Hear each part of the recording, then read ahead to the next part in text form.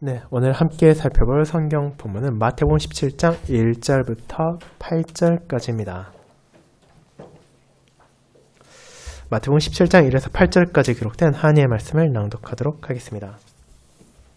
마태복음 17장 엿새 후에 예수께서 베드로와 야고보와 그 형제 요한을 데리시고 따로 높은 산에 올라가셨더니 그들 앞에서 변형되사 그 얼굴에 해같이 빛나며 옷이 빛과 같이 휘어졌더라. 그때 모세와 엘리야가 예수와 더불어 말하는 것이 그들에게 보이거늘 베드로가 예수께 여쭈어 이르되 주여 우리가 여기 있는 것이 좋사오니 만일 주께서 원하시면 내가 여기서 초막 셋을 짓되 하나는 주님을 위하여 하나는 모세를 위하여 하나는 엘리야를 위하여 하리이다. 말할 때 호련히 빛난 구름이 그들을 덮으며 구름 속에서 소리가 나서 이르시되 이는 내 사랑하는 아들이요 내 기뻐하는 자니 너희는 그의 말을 들으라 하시는지라. 제자들이 듣고 엎드려 심히 두려워하니 예수께서 나와 그들에게 손을 대시며 이르시되 일어나라 두려워하지 말라 하시니 제자들이 눈을 들고 보매 오직 예수 외에는 아무도 보이지 아니하더라. 아멘. 네, 오늘은 아리안 디비셔 교수님의 설교를 읽는 설교로 봉사하도록 하겠습니다. 이 설교는 지난주 한국 의정부에서 설교하신 내용을 교수님의 허락을 받고 저희 교회에서 읽는 설교로 다시 봉사하는 것임을 참고해 주시기 바랍니다. 설교 후에는 시편 89편 5절, 6절을 이어서 부르도록 하겠습니다. 사랑하는 주 예수 그리스도 안에 있는 형제 자매님들, 여러분이 성경을 읽을 때 자연스럽게 알게 되는 것은 주님의 제자들이 우리로서는 결코 쉽게 볼 수도 없고 때로는 상상하기도 어려운 일들을 수없이 경험하고 목격했다는 것입니다. 그들은 주님께서 설교하시는 것을 눈앞에서 직접 들었기도 했고 그분께서 병자들을 고치시는 것도 바라보았으며 그 외에도 많은 기적들을 행하시는 것을 경험했습니다. 그리고 오늘 본문은 그와 같이 제자들이 겪었던 수많은 일들 가운데서도 더욱 특별한 사건 중에 하나이며 결코 평범하지 않은 상황에 대해 알려주는데 그것은 곧 주님께서 변화하시는 것이었습니다.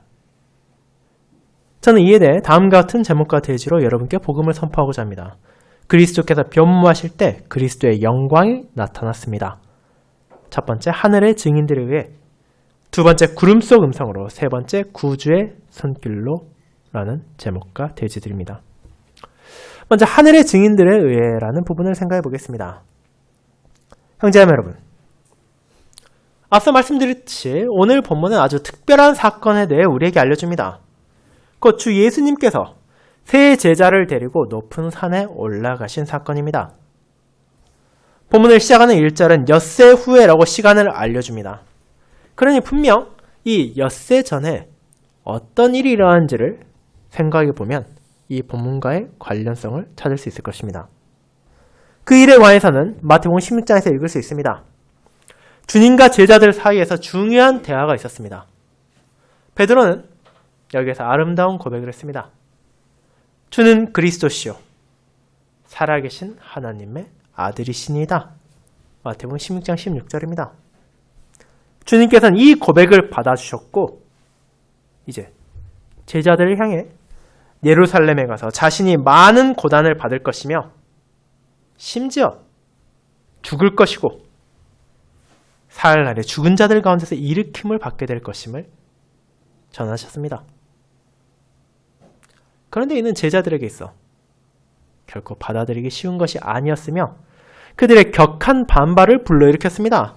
베드로는 다음과 같이 주님께 항변했습니다. 이 일이 결코 주께 미치지 아니하리이다. 그러자 주님도 베드로를 다음과 같이 꾸짖으셨습니다. 사탄아, 내 뒤로 물러가라. 너는 나를 넘어지게 하는 자로다. 내가 하나님의 일을 생각하지 아니하고 도리어 사람의 일을 생각하는도다. 16장 23절입니다. 우리는 베드로와 다른 제자들이 주님께서 그들에게 말씀하고 계시는 것을 이해하기 위해 애쓰고 있다고 생각할 수 있습니다. 주님께서는 한편에서는 주님의 나라가 영광 중에 천사들과 함께 오고 있다고 말씀하십니다. 그런데 다른 한편에서는 무엇을 말하십니까? 자신이 고난당하시고 죽임당하시고 죽은 자들 가운데서 일으킴을 받아야 한다고 말하십니다. 우리가 이것을 이해하지 못했다고 제자들을 탓할 수 있겠습니까? 한편에서는 인자가 받을 영광을 약속하고 계시는데 또 다른 한편으로는 찾아올 고난을 말하고 있다면 어떻게 이것을 쉽게 이해하고 이 둘을 조화시킬 수 있겠습니까?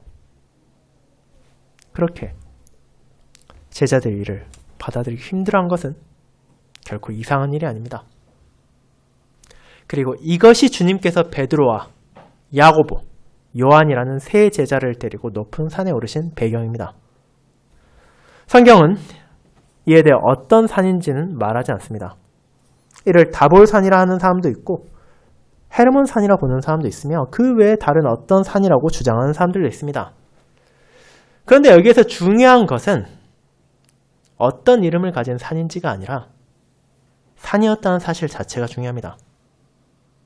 여러분은 구약시대 산에서 일어났던 중요한 사건들을 몇 가지 떠올릴 수 있을 것입니다. 가장 대표적으로 우리는 시내산에서 내려졌던 하나님의 계시를 떠올릴 수 있습니다. 또한 엘리야의 사건을 생각할 수도 있습니다. 또한 마태복음 5장에 나오는 예수님께서 가르치신 산상수훈을 떠올릴 수도 있을 것입니다. 그렇게 예수님께서 제자들을 산으로 인도하셨을 때 그 세 명의 사람들은 지금 우리에게 무언가 특별한 상황이 찾아오고 있다는 것을 인지했을 것이며 그리고 실제로 그렇게 되었습니다. 그리고 2절을 보시기 바랍니다. 그들 앞에서 변형되사 그 얼굴에 해같이 빛나며 옷이 빛과 같이 휘어졌더라. 여러분이 지금 베드로와 야고보와 요한의 자리에 있다고 생각해 보시기 바랍니다. 주님의 모습이 변화하는 것을 보는 것은 얼마나 놀라운 일이겠습니까? 주님의 조난이 해같이 빛났다고 합니다. 그리고 우리는 해를 눈앞에서 쳐다보는 것이 얼마나 어려운 일인지를 다 알고 있습니다.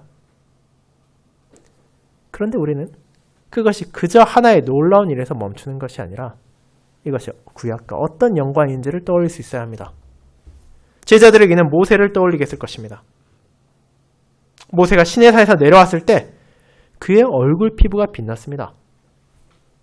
이는 그가 하나님과 말씀을 나누었기 때문이라고 출애굽기 34장 29절은 말하고 있습니다. 그런데 이번에는 상황이 다릅니다. 모세의 경우 그 얼굴에 나타난 빛은 하나님의 영광을 반사하는 것이었습니다. 그런데 예수님의 경우 그 빛은 그분의 안에서부터 나왔습니다. 예수님께서는 변형되었다고 합니다. 헬라어로는 메타모포시스라는 이 단어는 그분 자신께서 변화되은 것을 나타내는 것입니다. 예수님께서는 자신 안에 영광을 지니고 계셨으며 그 영광이 드러남을 통하여 그분의 얼굴이 해와 같이 빛나고 그분의 얼굴이 빛과 같이 휘어져 눈부시게 된 것입니다. 여러분은 그런 모습을 상상할 수 있습니까? 여러분 눈앞에서 누군가 그렇게 빛나는 모습을 바라볼 수 있습니까? 그와 같이 예수님의 변형되심은 그 자체로도 놀라운 일인데 이제 제자들 앞에 그보다 더 경이로운 일이 나타납니다. 이제 우리는 3절을 보게 됩니다. 그때 모세와 엘리야가 예수와 더불어 말하는 것이 그들에게 보이거늘. 성도님 여러분, 이제 우리는 다시 한번 상상해 볼 수 있습니다. 이 세 명의 제자들은 자신들의 조상들, 자신들의 믿음의 선조들 가운데 가장 위대하다 여겨지는 두 명의 선지자가 지금 그들 앞에 나타나 예수님과 말씀을 나누는 것을 보게 된 것입니다. 첫 번째 인물은 모세입니다. 모세가 누구입니까? 하나님의 백성을 이집트로부터 이끌어낸 큰 선지자이고 시내산에서 율법을 받으며 하나님과 함께했던 인물입니다. 모세는 이스라엘과 맺으신 하나님의 언약이 시작될 때 있었던 위대한 인물이었습니다. 그리고 두 번째 인물인 엘리야 역시 결코 가벼운 사람이 아니었습니다. 그 역시 모세와 마찬가지로 호렙산에 있었으며 바알의 선지자와 투쟁했던 위대한 선지자였습니다. 그뿐 아니라 주님께서는 오늘 우리가 앞서 읽은 말라기 4장을 통하여 모세를 언급하기도 하시며 또한 구체적으로 엘리야에 대해서는 보라 여호와의 크고 두려운 날이 이르기 전에 내가 선지자 엘리야를 너에게 보내리니 라고 말라기 4장 5절에서 말씀하기까지 하셨습니다. 모세와 엘리야 이 두 사람은 모두 시내사에서 하나님을 뵌 인물들입니다. 두 사람 모두 하나님의 뜻을 백성들에게 전했습니다. 그리고 두 사람 모두 매우 특별한 방식으로 영광에 들어갔습니다. 여호와께서는 모세를 느보산에 장사하셨으며 엘리야는 불병거로 거두어 가셨습니다.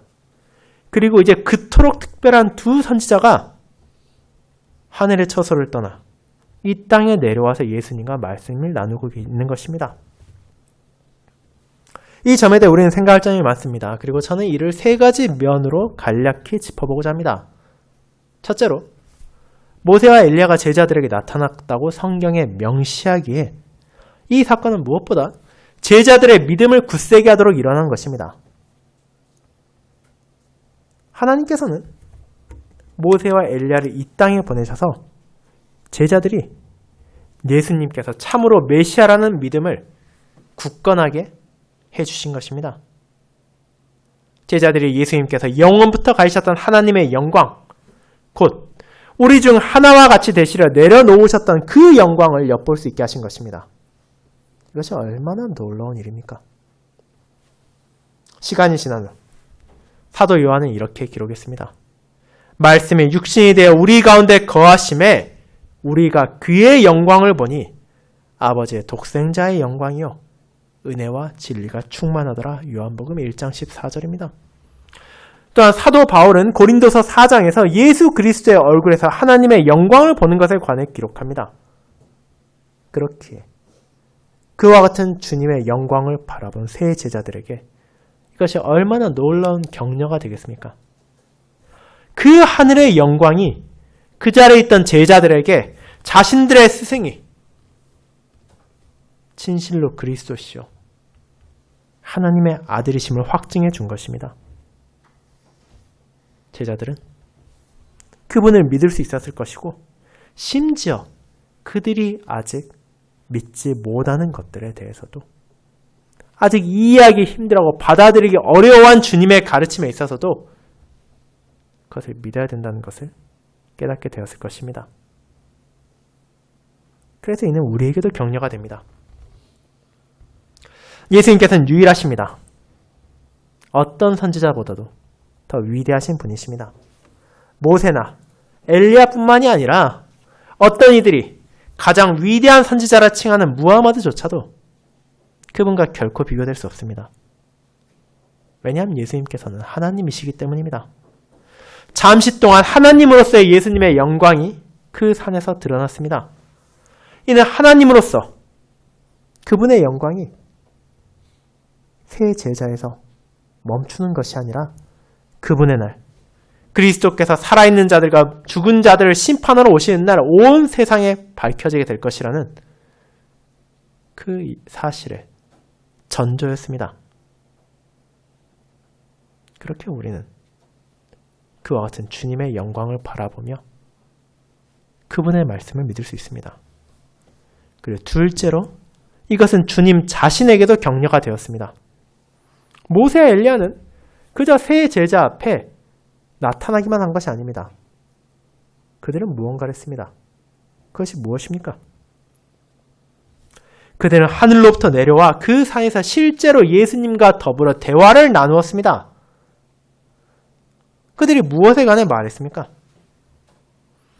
마태는 여기에서 말하지 않지만 우리는 이와 동일한 사건을 기록한 누가복음을 통해 그들이 예루살렘에서 이제 곧 성취될 예수님의 사역, 그분께서 이 땅을 떠나실 것에 대해 말씀을 나눈 것을 알게 됩니다. 주님께서 앞서 제자들에게 말씀하신 것처럼 그분의 고난과 죽음이 다가오고 있습니다. 그런 상황에서 이제 그와 같은 선지자들과 대화를 나누는 것이 우리의 구주께도 격려가 되었을 것입니다. 우리가 잊기 쉬운 것은 예수님께서 참 하나님이시지만 동시에 참 사람이라는 점입니다. 그분께도 격려가 필요했습니다. 모세와 엘리야가 하늘에서 내려와 그 백성의 죄를 위해 고난받으시고 죽으시는 예수님의 사명에 대해 말씀을 나눌 뿐 아니라 그분께서 죽은 자들 가운데서 일으킴을 받으셔서 하늘에 올라가실 것을 확정한 것은 이제 자신의 고난과 죽음을 향해 나아가는 주님께도 큰 격려가 되었을 것입니다. 그리고 마지막으로 모세와 엘리야의 등장은 우리에게 하늘의 생명을 바라보게 합니다. 여러분, 이 점을 이 본문에서 떠올리신 적이 있습니까? 지금 이 본문에 나오는 두 사람은 사실 아주 오래전에 죽은 사람들입니다. 모세는 이 사건으로부터 약 1500년 전에 죽은 사람이고 엘리야는 대략 900년 전에 죽은 인물입니다. 그런데 지금 제자들은 무엇을 보았습니까? 그들이 하늘에 살아있다는 것을 보았습니다. 하나님께서 죽은 자들의 하나님이 아니라 살아있는 자들의 하나님이심을 깨닫게 된 것입니다. 모세와 엘리야는 죽지 않고 주님과 함께 정말로 살아있어서 하나님께서 그들을 다시 땅에 보내셔서 이 땅 위에서 예수님의 사역에 대해 대화를 나누게 하신 것입니다. 그렇게 이는 우리 중에 사랑하는 이들을 먼저 떠나보낸 사람들에게도 격려가 됩니다. 물론 이것이 우리가 그 상황을 항상 쉽게 이겨낼 수 있을 것이라 말하는 것은 아닙니다. 그러나 우리가 주 안에서 죽은 이들이 하늘에서 하나님과 함께 있을 것이라 말하는 것은 그저 말뿐인 수식어나 위로가 아닙니다. 우리가 하늘의 삶에 관해 많은 것을 알지 못하지만 모세와 엘리야를 통해 주 안에서 죽은 이들이 진실로 하늘에 하나님과 함께 계신다는 것을 알게 된다는 것은 그런 우리에게 큰 위로가 되고 하나님께 감사와 영광을 돌릴 수 있게 하는 것입니다. 그리고 이제 우리는 구름 속 음성으로 어떻게 그리스도의 영광이 나타나는지를 바라보게 됩니다. 성도 여러분, 우리는 오늘 본문의 두 번째 부분에 이르렀습니다. 그 두 번째 부분인 4절은 다음과 같이 시작합니다. 베드로가 예수께 여쭈어 이르되 주여 우리가 여기 있는 것이 좋사오니 만일 주께서 원하시면 내가 여기서 초막 셋을 짓되 하나는 주님을 위하여 하나는 모세를 위하여 하나는 엘리야를 위하여 하리이다. 이런 상황을 볼 때 종종 사람들은 베드로를 희화화합니다. 마치 엉뚱한 생각만 내놓은 사람처럼 말입니다. 그런데 이 시점에서 베드로의 상황을 잘 생각해보면 그의 제안은 결코 터무니없는 것이 아니었습니다. 무엇보다 베드로와 다른 두 제자는 지금 예수님과 대화를 나누고 있는 모세와 엘리야가 그분을 잠깐 방문하러 온 것인지 아니면 오래 머물려고 하는 것인지도 알지 못했습니다. 그리고 그들은 모두 구약에 대한 지식으로 이 두 선지자가 시내산에서 주님과 많은 나날을 보냈다는 것을 알고 있었습니다. 그렇게 베드로가 모세와 엘리야가 잠시라도 자신들과 머물 수 있다면 얼마나 좋다고 생각하겠습니까? 이 위대한 선지자들이 메시아로서 일하시는 자신들의 스승을 도우러 내려온다면 그것이 엄청난 일이지 않겠습니까? 그런데 베드로는 하늘에서 즉각적인 답변을 들었습니다. 5절을 보시기 바랍니다. 말할 때 호련히 빛난 구름이 그들을 덮으며 구름 속에서 소리가 나서 이르시되 이는 내 사랑하는 아들이요 내 기뻐하는 자니 너희는 그의 말을 들으라 하시는지라. 빛나는 구름이 제자들을 뒤덮었습니다. 이 구름은 구름 기둥을 떠올리게 합니다. 이스라엘 백성들이 이집트 앞에서 나왔을 때 그들 앞에서 나아가다가 밤에는 불기둥이 되어 그 백성에게 빛을 비추인 그 구름 기둥 말입니다. 그 이스라엘 백성들이 호렙산에 진을 쳤을 때 이 구름이 호렙산을 뒤덮었고 백성들의 눈앞에 하나님의 영광이 삼키는 불과 같이 산꼭대기에 나타났습니다.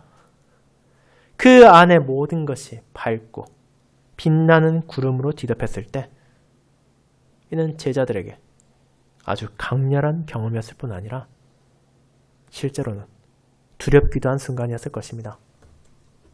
그리고 구름 속에서 음성이 들려왔습니다. 이는 내 사랑하는 아들이요 내 기뻐하는 자니. 제자들은 예수님께서 세례를 받으셨을 때 그 음성을 들은 적이 있습니다. 이 음성은 바로 하늘 아버지의 음성이었습니다. 아버지께서는 예수님을 자신의 사랑하는 아들이라고 칭하셨습니다. 이 사랑하는 아들 안에서 시편 2편뿐만이 아니라 이사야서 42장의 말씀도 성취되었습니다. 곧 내가 붙드는 나의 종, 내 마음에 기뻐하는 자, 내가 택한 사람이라는 42장 1절이 그것입니다. 그리고 이제 그 계시의 절정이 이어집니다. 그의 말을 들으라. 구약을 잘 알고 있던 제자들은 여기서 신명기 18장 15절을 언급되고 있다는 것을 알아챘을 것입니다. 신명기 18장 15절은 다음과 같습니다. 내 하나님 여호와께서 너희 가운데 내 형제 중에서 너를 위하여 나와 같은 선지자 하나를 일으키시리니 너희는 그의 말을 들을지니라.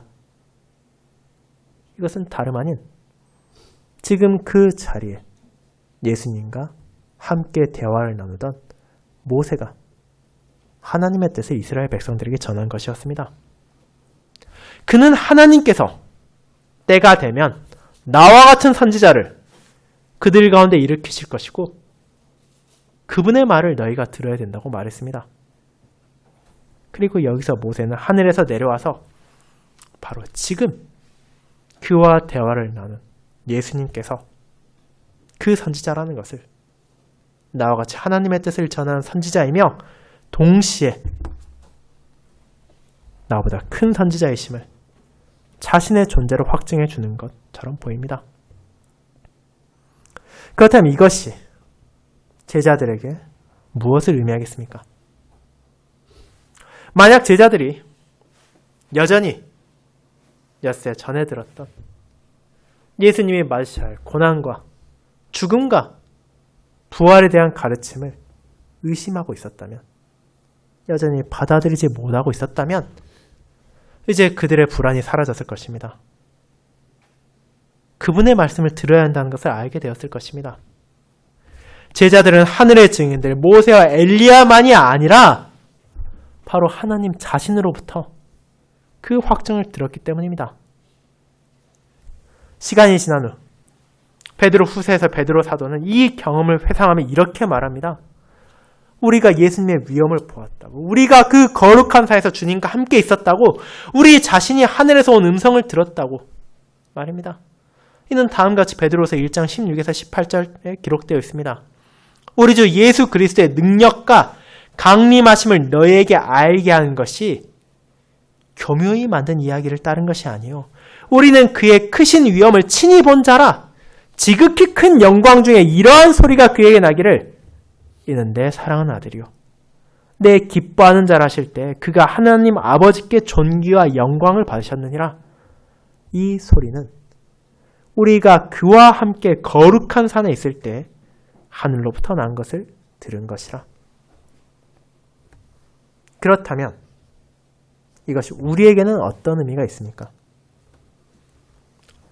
예수님의 말씀을 들으라는 이 명령은 제자들에게만 한정된 것이 아닙니다. 지금 이 자리에서 이 말씀을 듣고 있는 저와 여러분에게도 주어진 말씀입니다.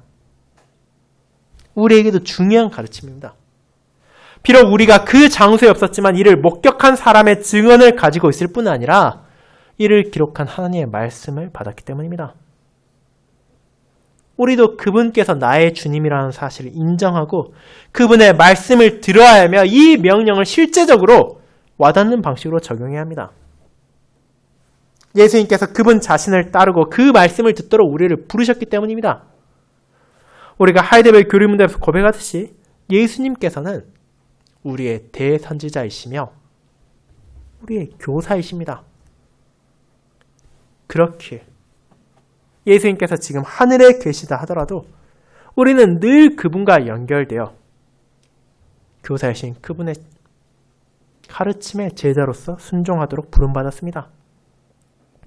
그렇게 만약 여러분이 자신의 미래를 염려하는 청소년이라면 이 말씀을 여러분에게 적용하시기 바랍니다.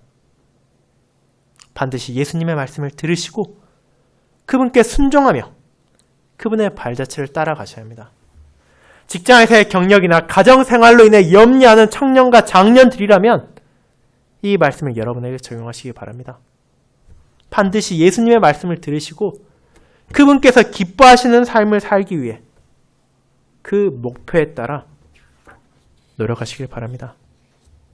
은퇴와 남은 여생을 어떻게 보내야 하는지 염려하는 장년과 노년을 맞이한 분들도 이 말씀을 여러분에게 적용하시기 바랍니다.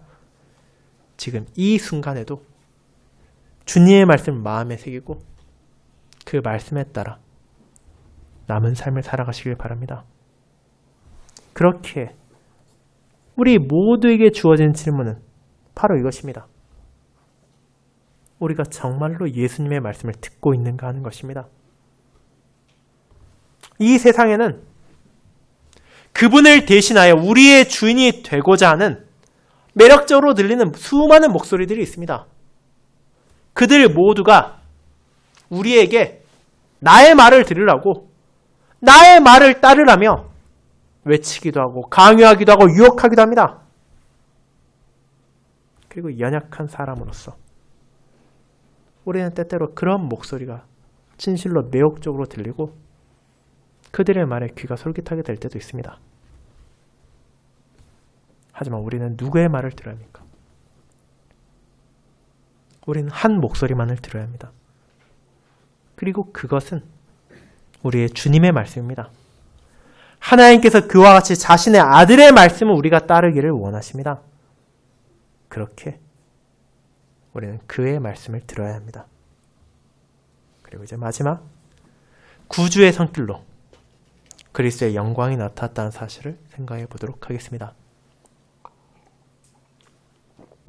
여러분, 이제 우리는 오늘 본문의 마지막 부분에 이르렀습니다. 6절은 다음과 같이 말합니다. 제자들이 듣고 엎드려 심히 두려워하니 라고 말입니다. 물론 이는 아주 당연한 행동입니다. 누가 전능하신 하나님 앞에 서겠습니까? 누가 감히 하나님의 영광을 보고 하나님의 음성을 듣고도 떨지 않을 수 있겠습니까? 하지만 이어지는 7절도 우리는 보게 됩니다. 예수께서 나와 그들에게 손을 대시며 이르시되 일어나라 두려워하지 말라 하셨다고 말입니다. 이 말씀이 아름답지 않습니까? 형제자매 여러분, 바로 이분이 우리의 자비로우신 구주이십니다. 저는 여러분이 이 놀라운 사건에서 하나님의 위엄을 기억하시길 바랍니다. 하지만 동시에 이 본문이 말하는 주님의 손길도 잊지 않기를 원합니다. 우리는 종종 그와 같은 주님의 손길을 성경에서 보게 됩니다. 계시록 1장에 나와 있는 대로 사도 요한은 하늘에 계신 주님의 영광 가운데 주님의 환상을 보았을 때 그 손길을 필요로 했습니다. 그분의 영광이 너무나 강렬하여 요한은 주님의 발 앞에 죽은 자처럼 엎드렸습니다. 그런데 이어지는 기록은 이렇습니다. 그러나 그가 오른손을 내게 얹고 이르시되 두려워하지 말라. 나는 처음이요 마지막이라고 말입니다. 여러분과 제가 언젠가 이 땅에서 마지막 순간을 맞이하게 될 때, 그렇게 전능하신 주님을 우리 역시도 바라보게 될 때, 그런 우리에게 구주의 손길이 필요할 것입니다. 그리고 우리도 이 위안의 말씀을 들을 필요가 있을 것입니다. 두려워하지 말라. 나는 처음이요 마지막이라는 구주의 말씀이 우리에게 필요할 것입니다.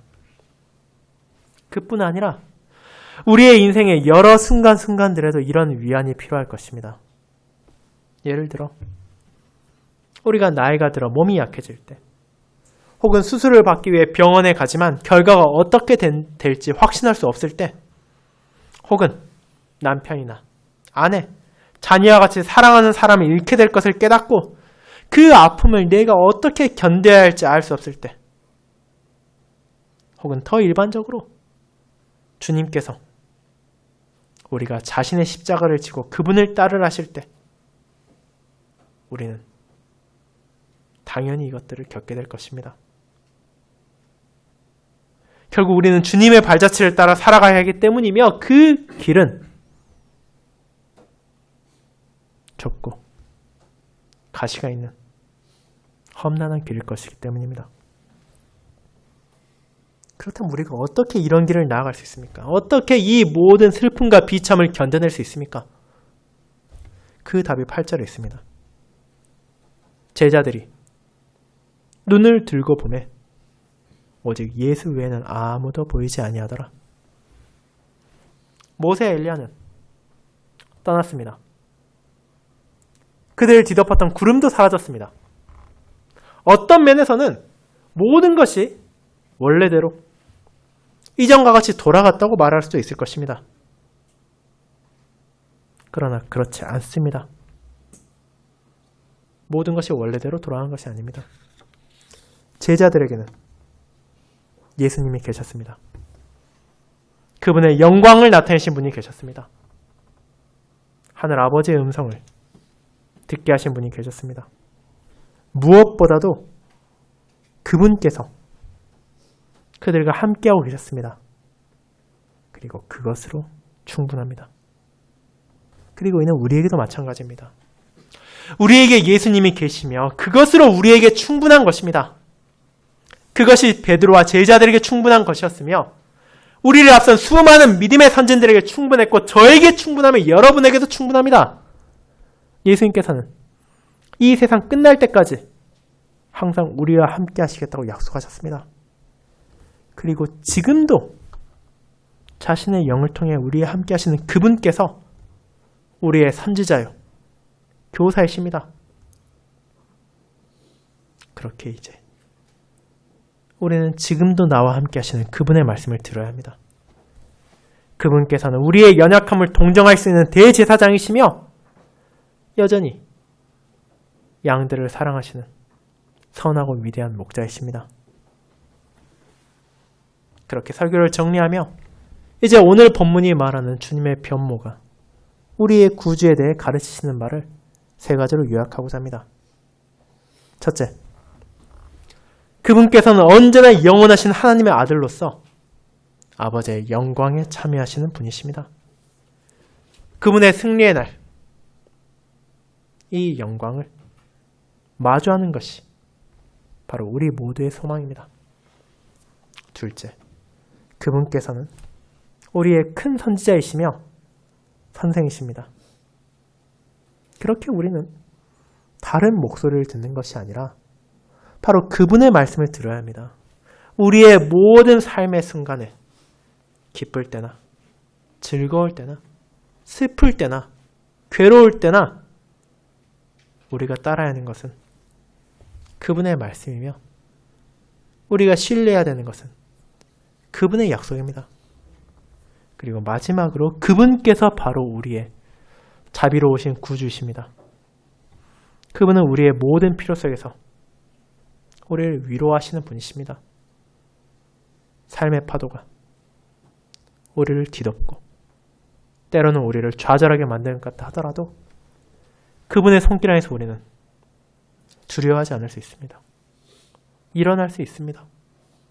또 그분의 진리를 붙잡으며 이 참된 위로를 마음에 새길 수 있으며 또 이제 그런 주님의 가르침에 따라 우리의 발걸음을 멈추지 않을 수 있습니다. 그렇게 하나님께서는 자신의 독생자의 변화를 통하여 그리스도의 영광을 드러내셨고 또 그 영광으로 우리에게 위로의 진리를 선포해 주셨습니다. 아멘.